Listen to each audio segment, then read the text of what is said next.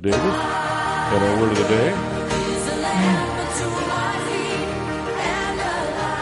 All right, and our word for today on this Monday, the first week of Advent, this Monday, December the 4th, our word for today is authority, and we'll sing it together.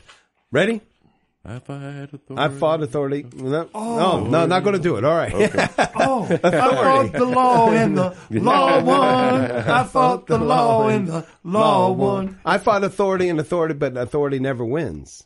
Remember that one? Oh, I fought my authority always wins. I am so sorry. That's all right. That's a good authority Oh song. my gosh, poor John Mellencamp. Yeah. Oh I've my been gosh, doing it since Dave. I was a young kid. I come up grinning. I am there you go. so sorry. There you go. That's very rare that my brain is not on the same page. I looked at you. I thought we were there, but we weren't. Authority. Yeah. Oh, my authority always authority wins. always wins. Oh, that's a great one. So I had no brain today. So the word of the day is authority. So as pastor of St. Patrick's of Heatherdowns, I have the authority to invite all of you, particularly on this Saturday for the diocesan Our Lady of Guadalupe celebration.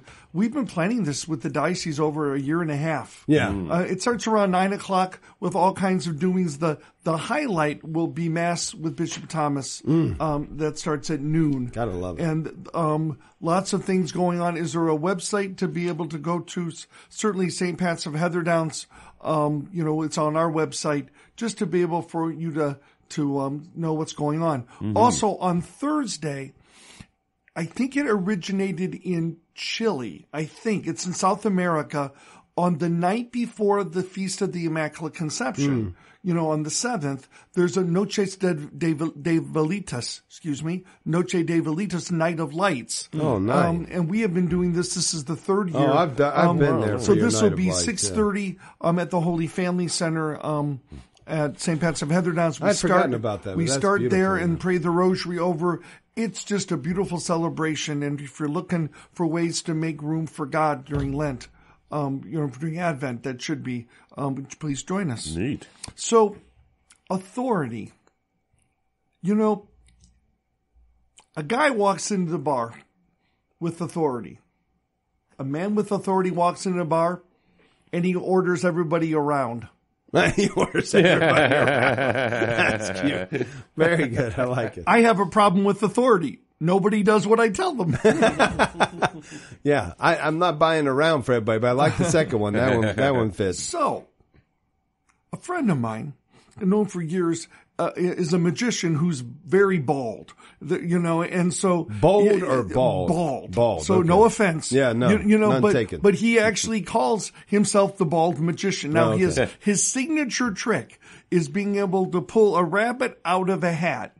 Right? Now, not many magicians use top hats anymore because no one wears top hats anymore. But still, he does the classic rabbit out of the hat. But then he places the rabbit on top of his bald head. Yeah. And then shows the hat empty, and he puts the hat on his head over the rabbit.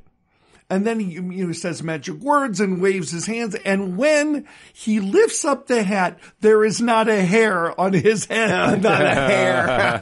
That's funny. Not a hair on his head. Very good. Oh, that's a groaner. I apologize for everyone. I'm going to have to go to confession to Father Dave. So authority. Now this comes from this centurion story, and he just felt that he was unworthy for Jesus, as a non-Jew. He didn't think he was worthy for Jesus to come under his roof. But he says, I trust you. Jesus, just trust you. I trust you. I've seen you. I feel you. I know who you are. And I know that if you say, it will happen. Wow. First Monday of Advent. This idea of authority, I think, is really, really important for Advent. Because, see, I was thinking about this word, Dave and Ron, and I don't know if I've ever thought of it this way before, but what smaller word is in authority? Author. Yeah. And so maybe we can think about it as God is the author amen. of life, Well, I like of that. all the world. He's the author of our lives, and He's the author of our story. Preach it, baby. And that we trust that God is a good God, that no matter where we are in life, like any good novel, there has to be tension, there has to be conflict, that we trust that there is a happy ending and that there's a good ending. And this is the perfect kind of word for Advent, because Advent is about darkness. And we think about, the light growing in Advent. Every week there's another light on the wreath, but we forget about it's dark. This is the darkest time of the year. That's why we picked Christmas on the 25th. It's the solstice, the day that the light starts to defeat the darkness. When these scriptures were written, it was dark. It was after Jesus. They were waiting for him to come back. And again, they're still thinking he's going to destroy the Romans and free them politically. Jerusalem fell from a bunch of infidels, coming from outside. They were being persecuted. It was not good. They were still being oppressed. They were dark. So this is for all of us who think, why doesn't God answer my prayers? Why am I so sick? Why hasn't God just cured me? Why is life so hard? Why don't know whether I can pay the rent this week? Why is it that so many people in my family don't believe in God? Why is it so hard?